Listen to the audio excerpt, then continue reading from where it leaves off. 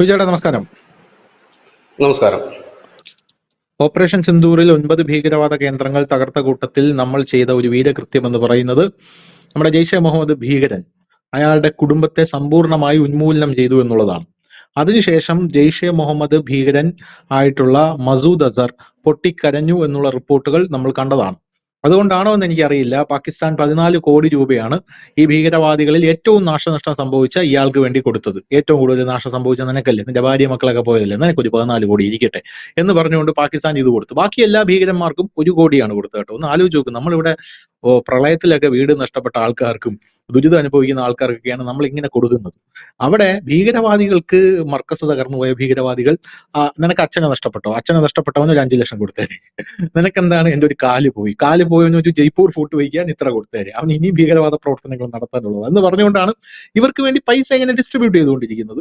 ഇപ്പൊ Asian bank അടക്കം അതിനു വേണ്ടി പൈസ വീണ്ടും പാകിസ്ഥാന് കൊടുത്തിട്ടുമുണ്ട്. ഇപ്പൊ പാകിസ്ഥാൻ എത്രത്തോളം ലോകരാജ്യങ്ങൾക്ക് പ്രിയപ്പെട്ടതാണ്, ഇന്ത്യയൊന്നും ഒരു എന്താ പറയാ, ലോകരാജ്യങ്ങൾക്ക് പാകിസ്ഥാനോളം പ്രിയം ഇന്ത്യക്ക് ഒരു രാജ്യങ്ങൾക്കും ഇല്ല എന്ന് നമുക്ക് പച്ചയ്ക്ക് മനസ്സിലായ ഒരു സംഭവമാണ്. ഇത് പണ്ട് മുതലേ നമ്മളെ ഇത് പറയേണ്ട ആവശ്യമില്ലല്ലോ. അവിടെ മുകളിലിരിക്കുന്ന ആൾക്കാർക്ക് ഇതൊന്നും അറിയാത്തതാണ്.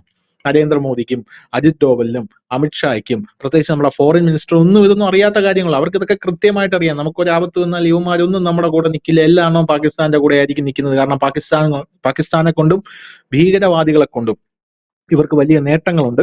പാകിസ്ഥാനിൽ വലിയ വലിയ ഇവരുടെ നിക്ഷേപങ്ങളുണ്ട്.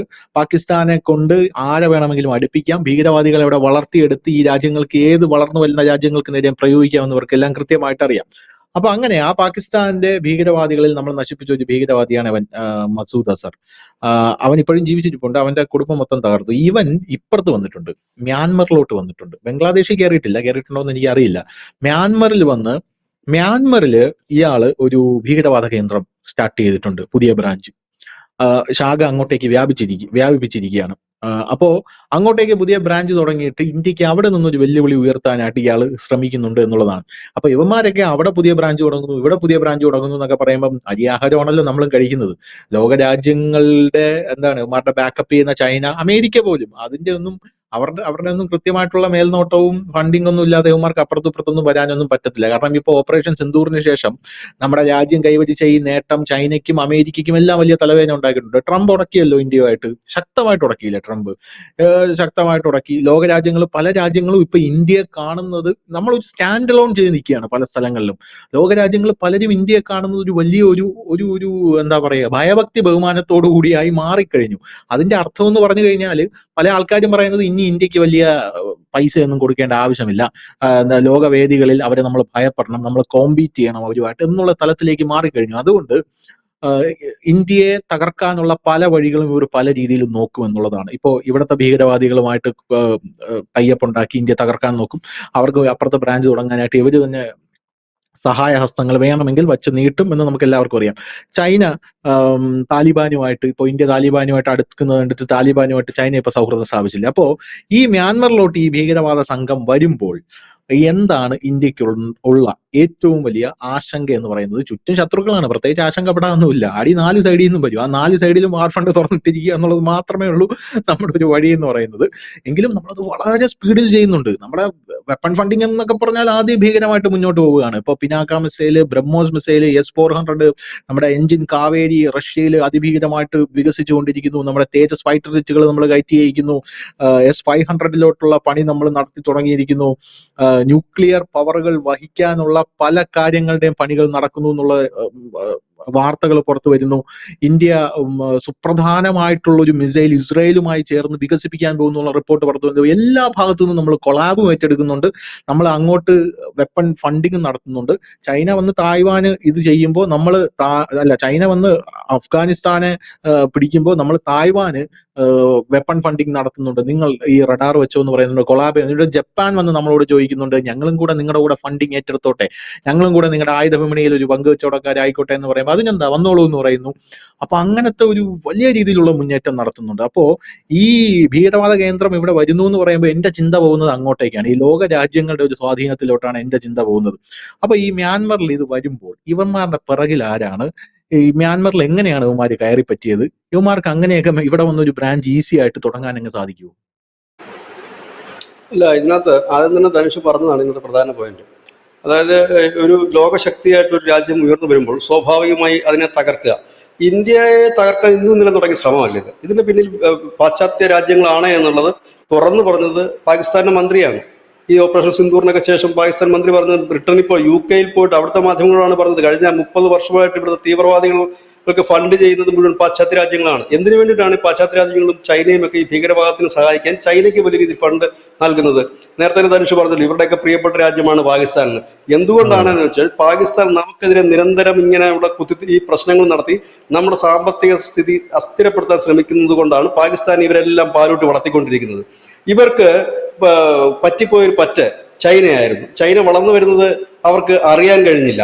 അവിടെയാണ് ചൈനയുടെ വലിയ വിജയം നേടിയത്. പക്ഷെ അതിന് സമാനമായ രീതിയിൽ ഇന്ത്യയിലും ഇപ്പൊ സംഭവിക്കുന്നു. നരേന്ദ്രമോദി അധികാരത്തിൽ ഏറിയതിനു ശേഷം പല പണികൾ, പല പ്രഷറുകൾ കൊടുത്തു. ഫേക്ക് ന്യൂസുകൾ, ഇന്റർനാഷണൽ അജണ്ടകൾ തന്നെ വന്നു.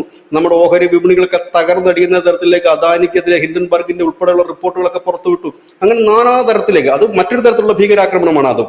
അങ്ങനെ പലതരത്തിലുള്ള ഭീകരാക്രമണം, നമ്മുടെ രാജ്യത്ത് കുത്തിത്തിരിപ്പുണ്ടാക്കി കലാപം ഉണ്ടാക്കാനുള്ള ശ്രമം, അങ്ങനെ എല്ലാം നടന്നിട്ടും കഴിഞ്ഞ 10 വർഷത്തിനുള്ളിൽ ലോകത്തെ 4ാമത്തെ സാമ്പത്തിക ശക്തിയായി വളരുമ്പോൾ ഒരു ചെറിയ ഭയം അവർക്ക് തുടങ്ങിയിരിക്കുന്നു. കാരണം ഇത്രയൊക്കെ പ്രശ്നങ്ങൾ ഉണ്ടായിട്ടും ഇവരിൽ എന്താണുള്ളത്, എന്താണ് ഇവർ രഹസ്യമായി നീക്കിക്കൊണ്ടിരുന്നത്, അല്ലെങ്കിൽ എന്താണ് അവിടെ രഹസ്യമായി നടക്കുന്ന മൂവ്മെന്റ് എന്നുള്ളതാണ് അവരെ ഭയപ്പെടുത്തുന്നത്. ഇപ്പോൾ ഓപ്പറേഷൻ സിന്ദൂർ കൂടി വന്നു കഴിഞ്ഞപ്പോഴേക്കും എന്താണ് സംഭവിച്ചത്? നമ്മളുടെ ആയുധ കരുത്ത് കണ്ടാണ് ഇവരുടെ കണ്ണു തള്ളിയത്. ഇത് നമ്മൾ വിചാരിക്കുന്നത് പോലെ അല്ല ഈ സംഭവങ്ങളെന്ന് അവർക്ക് തോന്നി തുടങ്ങിയിരിക്കുന്നു. കാരണം ഈ പ്രത്യക്ഷത്തിൽ നമ്മൾ ഇവരെ തളർത്താൻ ആവുന്നത്ര ശ്രമിച്ചുകൊണ്ടിരിക്കുന്നുണ്ട്. പക്ഷെ അതിനിടയിലും അവർ വലിയ വളർച്ച എല്ലാ മേഖലയിലും കൈവരിക്കുന്നു എന്ന് മാത്രമല്ല, അവരൊരു ഒരു പൊസിഷനിലേക്ക് കയറി വരുന്നു എന്നുള്ളതാണ്. അപ്പൊ വീണ്ടും വീണ്ടും വീണ്ടും ആ പൊസിഷൻസ് ഇല്ലാതാക്കാൻ, ഇല്ലെങ്കിൽ അതിന് ഡിലേ വരുത്താനായിട്ടുള്ള ശ്രമങ്ങളുടെ ഭാഗമായിട്ടാണ് ഈ ഭീകരവാദം നമ്മൾ കാണേണ്ടത്. അല്ലാതെ ഈ വരുന്ന ഭീകരന്മാർക്കറിയാം, ഇന്ത്യ പോലെ ഒരു രാജ്യം പിടിച്ചെടുക്കിട്ട് ഇവിടെ ഇസ്ലാമിക ഭരണമൊന്നും ജീവിതത്തിൽ സ്വപ്നം കാണേണ്ട കാര്യമാണ്, നടക്കുന്നതല്ല. അങ്ങനെ നടക്കുമായിരുന്നെങ്കിൽ 800 വർഷം ഇവിടെ ഭരിച്ച മുഗളന്മാരും മറ്റ് സാമ്രാജ്യങ്ങളും അത് നടത്തുമായിരുന്നല്ലോ. നടന്നില്ലല്ലോ. 200 വർഷം ഈ രാജ്യം ഭരിച്ച ബ്രിട്ടീഷുകാർക്ക് ഇത് ക്രിസ്ത്യൻ രാജ്യമാക്കി മാറ്റാൻ കഴിയുമായിരുന്നു? കഴിയില്ലല്ലോ. അപ്പൊ അതിന്റെ അല്ല എന്റെ പ്രശ്നം. അതൊന്നും ആയി മാറില്ലെന്ന് അവർക്കും അറിയാം. പകരം ഇങ്ങനെയുള്ള കുറെ സംഭവങ്ങൾ ഉണ്ടാക്കുക, നമ്മളുടെ ഗവൺമെന്റിനെ അസ്ഥിരപ്പെടുത്തുക. ആദ്യം ചെയ്യുന്നതാണല്ലോ. ഇപ്പൊ ഈ അടിക്കടി ഭീകരാക്രമണം ഉണ്ടാകുമ്പോൾ ദുർബലമായ സർക്കാർ എന്നൊരു ചിന്ത ജനങ്ങൾക്കിടയിൽ ഉണ്ടാകും. അപ്പൊ ജനങ്ങളുടെ കോൺഫിഡൻസ് ലെവൽ തകരുമ്പോൾ എന്ത് സംഭവിക്കും? ഇവിടെ പുറത്തുനിന്നും മറ്റുമൊക്കെ എത്തിയിരിക്കുന്ന ബിസിനസ്സുകാർ പതുക്കെ ഇവിടെ സ്ഥലം കാലിയാക്കും. അയ്യോ, ഇവിടെ എപ്പോഴും പ്രശ്നങ്ങളാണ്, അപ്പൊ ഇനി ഇവിടെ നടക്കത്തില്ല, ഇവിടെ ഫാക്ടറി ഒന്നും ഇടേണ്ട ആവശ്യമില്ല എന്ന് പറഞ്ഞു പോകും. അങ്ങനെ സാമ്പത്തിക അവസ്ഥ തകരും. ഇതൊക്കെയായിരുന്നു ഇവിടെ ലക്ഷ്യം. പക്ഷെ അതിനെയൊക്കെ അതിജീവിച്ചുകൊണ്ടാണ് നമ്മൾ മുമ്പോട്ട് പോകുന്നത്. അപ്പൊ എന്തോ ഒരു നീക്കങ്ങൾ ഇവിടെ നടക്കുന്നുണ്ട്. അത് പുറമേ കാണുന്ന നീക്കമല്ല, അണ്ടർഗ്രൗണ്ടിൽ നടക്കുന്ന ഒരു ബോധം ഇപ്പോൾ പല രാജ്യങ്ങൾക്കുമുണ്ട്. അപ്പോൾ പിന്നെ കഴിയുന്നത്രയും ഇവർ പണി കൊടുത്തുകൊണ്ടിരിക്കുക എന്നുള്ളതാണ്. ഈ മ്യാൻമാറിലേക്ക് പുതിയ ഈ ടെറർ ഗ്രൂപ്പുകളുടെ പരിശീലന ക്യാമ്പുകൾ വരുന്നു എന്നുള്ളത് പുതിയ വാർത്തയല്ല. ഒരാഴ്ചക്ക് മുമ്പ് നമ്മൾ ന്യൂസ് ഇന്ത്യ മലയാളം അടക്കം കൊടുത്തൊരു വാർത്തയുണ്ടായിരുന്നു. പാകിസ്ഥാനിലെ പ്രധാനപ്പെട്ട ഈ ഭീകര കേന്ദ്രങ്ങളെല്ലാം തന്നെ അവർ അടച്ചുപൂട്ടി, മൊത്തത്തിൽ അടച്ചുപൂട്ടി. അവരിപ്പോൾ അവരുടെ പ്രധാനപ്പെട്ട കേന്ദ്രങ്ങളൊന്നും ഇപ്പൊ തുറക്കുന്നില്ല, എല്ലാം അടച്ചുപൂട്ടിയിരിക്കുകയാണ്. അപ്പോ ഇത് അടച്ചുപൂട്ടുന്നത് അവർ പണി നിർത്തുക എന്നുള്ളതല്ല അർത്ഥം. അതിന് അവര് വേറെന്തോ ഒരു തന്ത്രം അവർ ആവിഷ്കരിക്കുന്നുണ്ട്. അതെന്താണെന്ന് വെച്ചാൽ ഈ മ്യാൻമാറിലേക്കാണ് ആയിരിക്കും.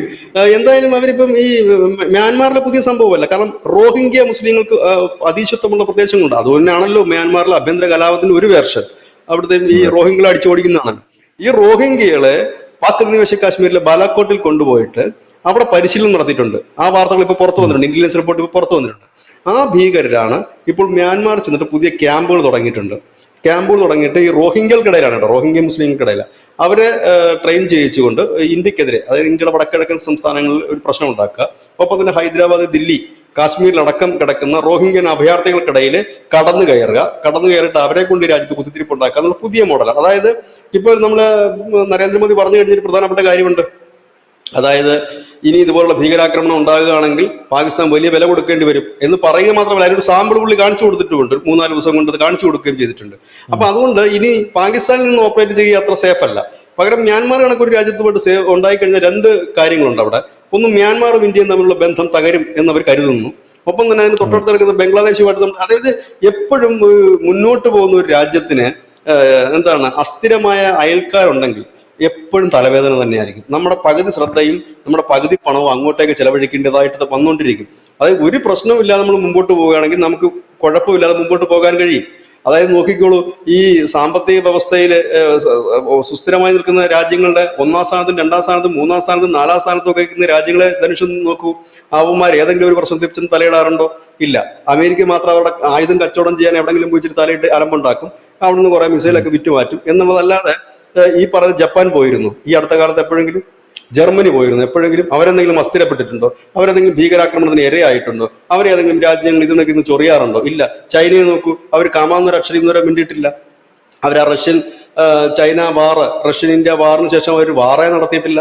എന്നാൽ വാറുണ്ടാക്കണമെങ്കിൽ അവർക്ക് എന്തുമാത്രം അവസരങ്ങൾ ഉണ്ടായിരുന്നു. അവിടെ ഭീകരവാദമുണ്ടോ? ഇല്ല.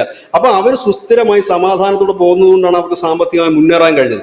നമ്മൾ ഇത്രയും തലവേദനയും കൊനഷ്ടം പിടിച്ച ഈ ടെൻഷന്റെ ഇടയിലാണ് നമ്മൾ ആ 4-ാം സ്ഥാനത്ത് കയറിയെന്ന് ആലോചിക്കണം.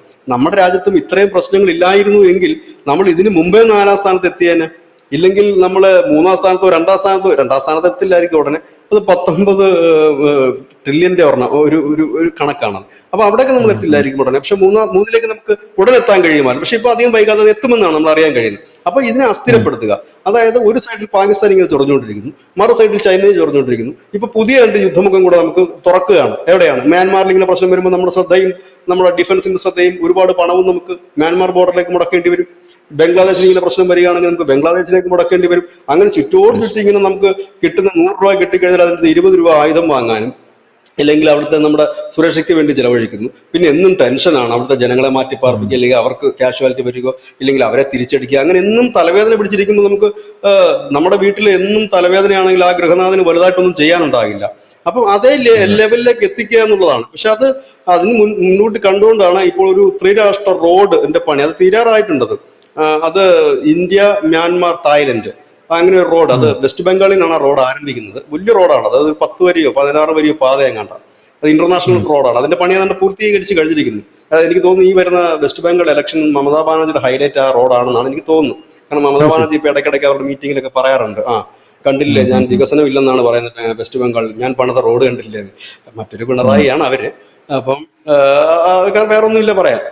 അപ്പൊ അതിന്റെ പണി ഏതാണ്ട് കഴിഞ്ഞിട്ടുണ്ട്. ഒപ്പം തന്നെ നമ്മളുടെ പോർട്ടിന്റെ പണി അവിടെ നടക്കുന്നുണ്ട്. നമ്മൾ ഒരുപാട് മ്യാൻമാറോട്ട് ഇപ്പം അടുത്ത ബന്ധം ഇപ്പൊ നമ്മൾ സ്ഥാപിച്ചുകൊണ്ടിരിക്കുന്നത്. എന്താ കാര്യം എന്ന് വെച്ച് കഴിഞ്ഞാൽ, ധനുഷിന് ഇടയ്ക്ക് നമ്മളൊരു ചർച്ച നടത്തിയപ്പോൾ അതിൽ പറഞ്ഞിരുന്നു, നമ്മൾ മ്യാൻമാർ ബോർഡറിൽ അമിത്ഷാ വേലി കെട്ടാൻ തീരുമാനിച്ചു, വേലികൾ ശക്തമാക്കുകയാണ്. മുമ്പ് നമുക്ക് വേലികളില്ലായിരുന്നു മ്യാൻമാറിൽ. അതിന് കാരണം എന്ന് വെച്ചാൽ ഈ ഭീകരന്മാർ ഇങ്ങോട്ട് നുഴഞ്ഞു കയറും. ഈ കഴിഞ്ഞ ദിവസം മണിപ്പൂരിൽ മെയ്ത്തിയുടെ ലീഡേഴ്സ് ഉൾപ്പെടെ NIA അറസ്റ്റ് ചെയ്തു. എന്തിനാ? സുരക്ഷാ സേനയെ ആക്രമിച്ചു എന്നുള്ളതാണ് NIA അറസ്റ്റ്. നമുക്കറിയാം, ഒരു വ്യക്തി NIA അറസ്റ്റ് ചെയ്യുമ്പോൾ ആ കേസിന്റെ പ്രാധാന്യം UAPA ആണെന്നറിയാം. ആ UAPയിലേക്ക് പോകണമെങ്കിൽ അത് രാജ്യവിരുദ്ധ പ്രവർത്തനമാണെന്നറിയാം, തീവ്രവാദ പ്രവർത്തനമാണെന്നറിയാം. അപ്പൊ ആ മെയ്ത്തി നേതാവിനെ അറസ്റ്റ് ചെയ്യുന്നതിന് പിന്നിൽ അങ്ങനെയുണ്ട്. നമ്മൾ അന്ന് തന്നെ റിപ്പോർട്ട് ചെയ്യുന്ന തീവ്ര ഇസ്ലാമിക സംഘടനകളുടെ വലിയ ഫണ്ടിങ് മണിപ്പൂര്, നാഗാലാൻഡിലൊക്കെ അടക്കം നടക്കുന്നുണ്ട്. അപ്പൊ പൊതുവെ കലാപ സാധ്യതകൾ നിലനിൽക്കുന്ന വടക്കിഴക്ക് സംസ്ഥാനത്തിന്റെ അതിർത്തിയാണ് മ്യാൻമാർ.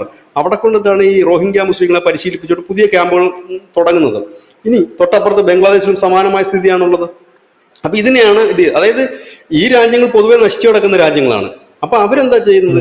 കിട്ടുന്ന ഫണ്ട് മേടിക്കുക, അവിടുത്തെ നേതാക്കളും മന്ത്രിമാരും അതിൽ നിന്ന് പുട്ടടിക്കുക, കുറച്ച് പൈസ തീവ്രവാദികൾ കൊടുക്കുക. ഇപ്പൊ ഈ മ്യാൻമാറിൽ ക്യാമ്പ് തുറക്കുന്നതിന് വേണ്ടി ജെയ്ഷെ മുഹമ്മദ് എന്ന് പറയുമ്പോൾ പാകിസ്ഥാനാണ്, 42 ലക്ഷം രൂപയാണ് കൊടുത്തിരിക്കുന്നത്. ഈ ക്യാമ്പ് നടത്തുന്നതിന് വേണ്ടി മാത്രം 42 ലക്ഷം രൂപയാണ് കൊടുത്തിരിക്കുന്നത്.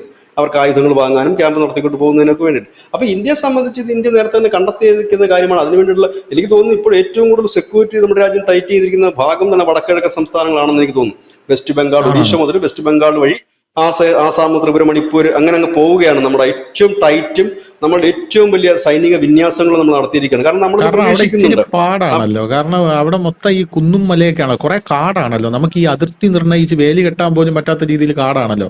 ഈ നുഴഞ്ഞു കയറി വരുന്നത് ഈ കാട്ടിനകത്തൂടെയാണ്. അങ്ങനെയാണ് ഞാൻ മനസ്സിലാക്കുന്നത്. അങ്ങനെയല്ലേ? അങ്ങനെയാണ്. അല്ലെ, അത് ഈ ബംഗ്ലാദേശികൾ വരുന്നുണ്ട്. പക്ഷെ ഭീകരന്മാരൊന്നും അത്രത്തോളം നമ്മുടെ രാജ്യത്തേക്ക് നുഴഞ്ഞു കയറി വരാറില്ല ഇപ്പൊ അവിടെ.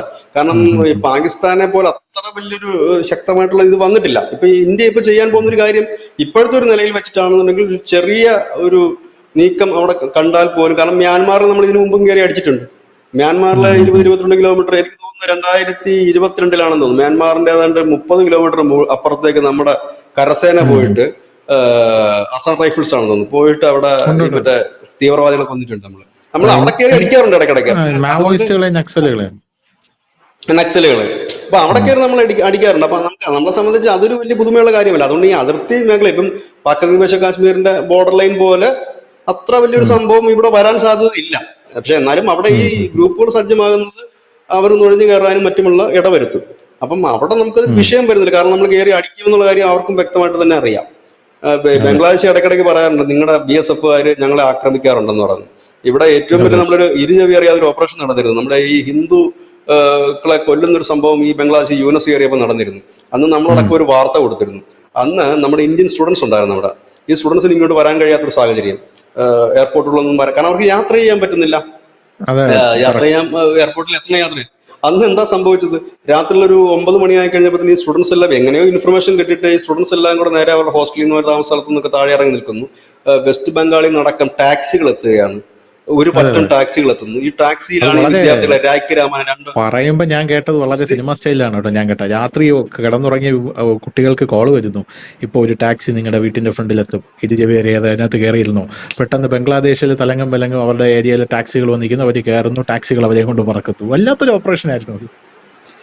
അത് വലിയൊരു ഓപ്പറേഷൻ നമ്മൾ നടത്തിയത്. കാരണം അവിടെ ഈ കുട്ടികൾക്ക് പുറത്തോട്ടിറങ്ങി നടന്നിട്ട് എയർപോർട്ടിൽ വേറെ എങ്ങും പോകാൻ കഴിയാത്ത സാഹചര്യം. ആ സ്ഥലത്തുകൂടിയാണ് ടാക്സികൾ എത്തിച്ചുകൊണ്ട് അത് നമ്മൾ അവിടുന്ന് രക്ഷപ്പെടുത്തി. അത് ബംഗ്ലാദേശിന് അറിയാൻ പാടില്ലാഞ്ഞിട്ടില്ല, അവർക്ക് നന്നായിട്ട് അറിയാം ഈ കാര്യം. കാരണം ഇന്ത്യയുടെ കരുത്തും അവർക്ക് ഉം. നന്നായിട്ട് അറിയാം. പിന്നെ യൂനസിന്റെ കേസ് എന്ന് പറഞ്ഞാൽ അദ്ദേഹത്തിന് അറിയാം മാക്സിമം ഇരുന്ന് മാക്സിമം ഉണ്ടാക്കുക എന്നുള്ളതേ മാത്രമേ ഉള്ളൂ. അദ്ദേഹം ഒരു ഭയങ്കര കള്ളനാണ്. അദ്ദേഹത്തിന്റെ മകള് മറ്റേ ഇവിടെ അമേരിക്കൻ കേസിലുമാണ്.